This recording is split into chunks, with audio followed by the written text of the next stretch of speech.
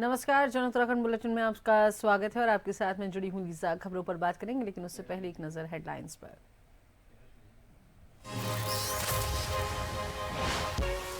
मुख्यमंत्री पुष्कर सिंह धामी का आज हल्द्वानी दौरा, जमरानी बांध परियोजना का करेंगे निरीक्षण, विभिन्न कार्यक्रमों में होंगे शामिल।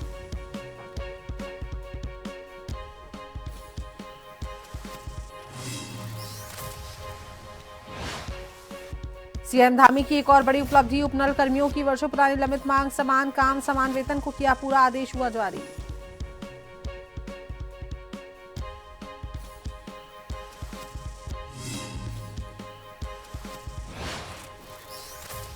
उत्तराखंड में मदरसा बोर्ड खत्म, सरकार ने अल्पसंख्यक शिक्षा प्राधिकरण का किया गठन, प्रोफेसर सुरजीत सिंह गांधी को बनाया अध्यक्ष।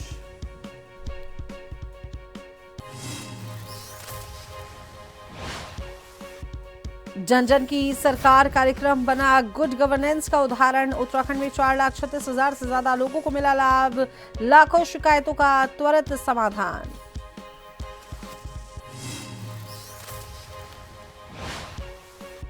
पहाड़ों में बारिश बर्फबारी से राहत, अब कोहरे का येलो अलर्ट, 2 दिन बाद फिर बिगड़ेगा मौसम, आईएमडी ने जारी की चेतावनी।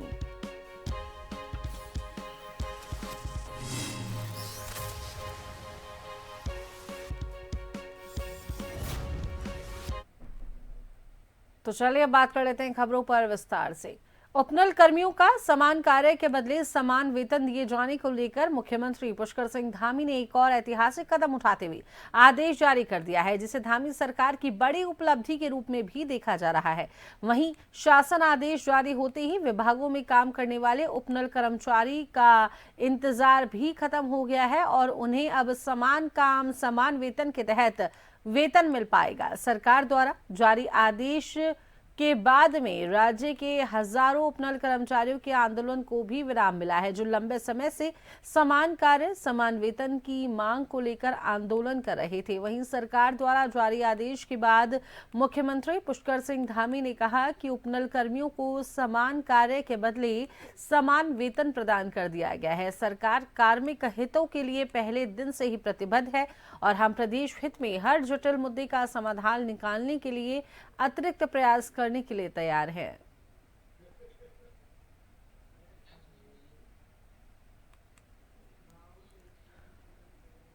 उत्तराखंड सरकार जुलाई 2026 से मदरसा बोर्ड खत्म करने जा रही है। नई व्यवस्था में उत्तराखंड राज्य अल्पसंख्यक शिक्षा प्राधिकरण का गठन कर दिया गया है। विशेष सचिव डॉक्टर पराग मधुकर धकाते ने बताया कि मुख्यमंत्री पुष्कर सिंह धामी ने पिछले विधानसभा सत्र में मदरसा बोर्ड खत्म करने की घोषणा करते हुए इस वर्ष जुलाई से सभी अल्पसंख्यक संस्थाओं को उत्तराखंड राज्य अल्पसंख्यक शिक्षा प्राधिकरण के अम्ब्रेला के नीचे लाने और उनकी मान्यता उत्तराखंड शिक्षा बोर्ड से किए जाने की बात कही थी।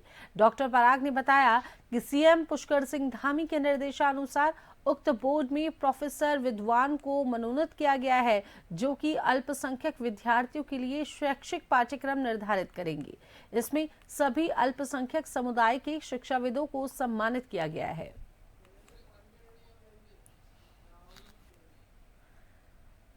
खबर पर विस्तार से जानकारी साझा करने के लिए हमारे साथ संवाददाता शैलेंद्र पांडे फोन लाइन पर जुड़े हैं। तो शैलेंद्र जी, क्या कुछ खबर को लेकर अपडेट है? लीजा बता दें कि पिछले साल ही मुख्यमंत्री पुष्कर सिंह धामी ने एक बड़ी फैसला लिया था और विधानसभा में जो उत्तराखंड मदरसा बोर्ड है इसे खत्म करने का अध्यादेश लाया था। और अब सरकार उत्तराखंड जो सरकार है जो 2026 से जो मदरसा बोर्ड है उसको खत्म करने जा रही है। साथ ही एक नई व्यवस्था सरकार लाई है, राज्य अल्पसंख्यक शिक्षा प्राधिकरण का गठन किया गया है और इसका अध्यक्ष सुरजीत सिंह गांधी को प्राधिकरण का अध्यक्ष बनाया गया है। सबसे बड़ी बात है कि अब ये प्राधिकरण ही जो अल्पसंख्यक जितनी संस्थाएं उत्तराखंड में चलती हैं तो ये प्राधिकरण तय करेगा कि उनका सिलेबस क्या होगा और इस प्राधिकरण में अल्पसंख्यक लोगों को ही जो विद्वान है उनको शामिल किया गया है। साथ ही अब इस प्राधिकरण कि अब सिलेबस तय करेगा। साथ ही अल्पसंख्यक संस्थाएं जो है उत्तराखंड से मान्यता शिक्षा बोर्ड से मान्यता लेंगी, यानी ये जो संस्थाएं हैं ये उत्तराखंड शिक्षा बोर्ड से अब मान्यता लेंगी और इनका जो सिलेबस होगा अब जो आधुनिक शिक्षा में चलता है तो ये जो प्राधिकरण है तय करेगा कि इनका सिलेबस क्या होगा। सबसे बड़ी बात है कि जैसे मदरसाओं में पढ़ाई होती थी तो उसमें अलग ढंग का पढ़ाई होता था, लेकिन सरकार का मानना है कि आज का समय अगर साइंस की बात करें, चाहे कोई भी विद्यार्थी और डॉक्टर बनना चाहता है, इंजीनियर बनना चाहता है, तो उस तरह का सिलेबस भी अब अल्पसंख्यक संस्थाओं में भी जारी किया जाए ताकि राज्य का विकास हो के साथ ही साथ जो उसमें पढ़ने वाले विद्यार्थी हैं उनका भी विकास हो सके। जी शुक्रिया शैलेंद्र, तमाम जानकारी साझा करने के लिए, जुड़ने के लिए।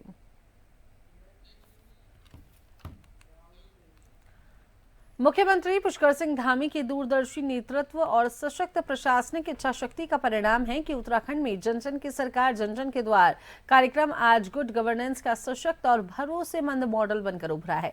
इस अभिनव पहल के माध्यम से सरकार स्वयं जनता के द्वार तक पहुंच रही है और समस्याओं का त्वरित, पारदर्शी, संवेदनशील समाधान सुनिश्चित कर रही है। अभी तक राज्य के सभी 13 जनपदों में इस अभियान के अंतर्गत कुल 555 कैंपों का आयोजन किया गया, जिनमें 548 कैंप पूर्व में और 7 कैंप मंगलवार को आयोजित हुए। इन कैंपों के माध्यम से कुल 4,36,391 नागरिकों ने प्रत्यक्ष रूप से सहभागिता की, जिनमें 4,33,681 व्यक्ति पूर्व में तथा 2,810 व्यक्ति शामिल हैं।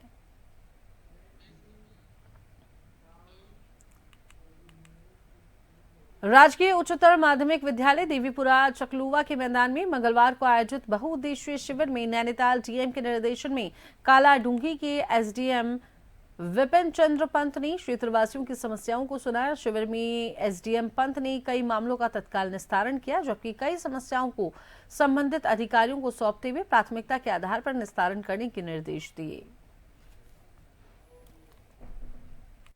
पूरा गवर्नमेंट कॉलेज में जन जन की सरकार के तत्वाधानों के अंतर्गत कैंप लगाया गया है और इसमें अभी तक 117 शिकायतें प्राप्त हुई हैं, जिसमें मुख्यतः जल संस्थान और इरिगेशन, पीडब्ल्यूडी, जिनमें पुलों की मरम्मत और जल जीवन मिशन के कार्यों से संबंधित शिकायतें प्राप्त हुई है। साथ ही राजस्व विभाग से संबंधित सार्वजनिक रास्तों और भूमि संबंधी विवादों से संबंधित भी शिकायतें प्राप्त हुई है। यही शिकायतों का ब्यौरा है आज का। प्रदेश की सरकार धामी जी के नेतृत्व में और केंद्र में सरकार माननीय नरेंद्र मोदी जी के नेतृत्व में जो चल रही है, इसमें आम आदमी तक जो जन कल्याणकारी योजनाएं हैं सरकार की, केंद्र सरकार की और प्रदेश सरकार की, उनको नीचे तक पहुंचे और हर जो लाभार्थी है उस तक उसका लाभ सही समय पर समुचित तरीके से मिले, इसके लिए लगातार सरकार प्रयास कर रही है। उसी के अंतर्गत जन जन की सरकार जन जन के द्वार, इस प्रकार का अभियान पिछले 1 महीने से पूरे प्रदेश में चल रहा है। इस क्षेत्र में जल जीवन मिशन का कार्य प्रगति पर है। हमारे कालाडूंगी क्षेत्र में 11 योजनाओं का कार्य चल रहा है, उसमें 8 योजनाएं पूर्ण हो चुकी हैं, 3 योजनाएं शेष बची हैं। 3 योजनाओं में रतनपुर रामपुर एक योजना है, दूसरी है गुलजारपुर राम सिंह, तीसरी है पूरनपुर योजना। इन क्षेत्रों में पेयजल की समस्या हो रही है और कार्य प्रगति पर है। कुछ जगह पर शिकायतें आई हैं कि लाइनों में लीकेज हो रही है, उनको तत्काल सही किया जाएगा और जो भी गड्ढे हो रहे हैं उनको गड्ढों को तत्काल उनका समतलीकरण। डोईवाला में सामुदायिक स्वास्थ्य केंद्र को उच्चीकृत कर जिला अस्पताल बनाने की कवायद तेज होती तब नजर आई जब मुख्य चिकित्सा अधिकारी देहरादून डॉक्टर मनोज शर्मा ने अस्पताल का स्थलीय निरीक्षण कर व्यवस्थाओं का जायजा लिया और कार्यदायी संस्था मंडी परिषद के अधिकारियों के साथ बैठक कर निर्माण कार्यों को लेकर चर्चा की। सीएमओ ने बताया कि अस्पताल में भवन विस्तार और सुविधाओं के विकास के लिए करीब 15 दिनों के भीतर निर्माण कार्य शुरू कर दिया जाएगा और 50 बेड के साथ ही सभी सुविधाओं से लैस उप जिला चिकित्सालय निर्माण का कार्य शुरू किया जाएगा, जिससे क्षेत्रवासियों को बेहतर स्वास्थ्य सेवाएं मिल सकेंगी। वहीं अब कांग्रेस जिला अध्यक्ष मोहित उनियाल ने कहा कि इस मुद्दे को लेकर कांग्रेस आंदोलन का मन बना रही है। डोईवाला की जनता को बेहतर स्वास्थ्य सेवाएं उपलब्ध हों, इसके लिए कांग्रेस हर स्तर पर संघर्ष करने को तैयार है। लोगों ने कई दिन आंदोलन चलाया था। लोकल क्षेत्र के लोग, सभी संगठन के लोगों ने मिलकर आंदोलन चलाया था इस सरकारी अस्पताल में। मगर जो हम लोगों की मांग थी 50 बेड के अस्पताल की सुविधाएं देने की, और हमारी ये हमेशा हम लोग कहते थे कि रेफर सेंटर बन के रह गया, और अभी भी वही स्थिति है। कांग्रेस संगठन हमेशा से इसको लेकर आंदोलन करता रहा है, आवाज उठाता रहा है। और हमारी यही मांग है कि अगर जल्द ही इस अस्पताल का उच्चीकरण नहीं किया गया तो हम लोगों को बड़ा आंदोलन खड़ा करना पड़ेगा। लगातार प्रयास किए जा रहे हैं, कई सारी चीजें आती है, जैसे कोई बिल्डिंग डिमोलिशन में जानी थी यहाँ पे, तो उसकी परमिशन में थोड़ा सा वो समय लगा। उसके बाद सचिव साहब के साथ बैठक जो हुई थी, तो उसमें कुछ जो डीपीआर की कॉस्ट थी उसको लेकर के बात थी, तो डीपीआर को रिवाइज करने के लिए बोला गया। वो काम भी जो है वो हो गया है। तो इसी क्रम में आज मेरे द्वारा यहाँ पे रखा गया था कि कार्य संस्था को बुलाया गया है कि हम विजिट कर लें और कहाँ पे जो अड़चने आ रही है उनको देख लें कि क्यों जो है इसमें समय लग रहा है।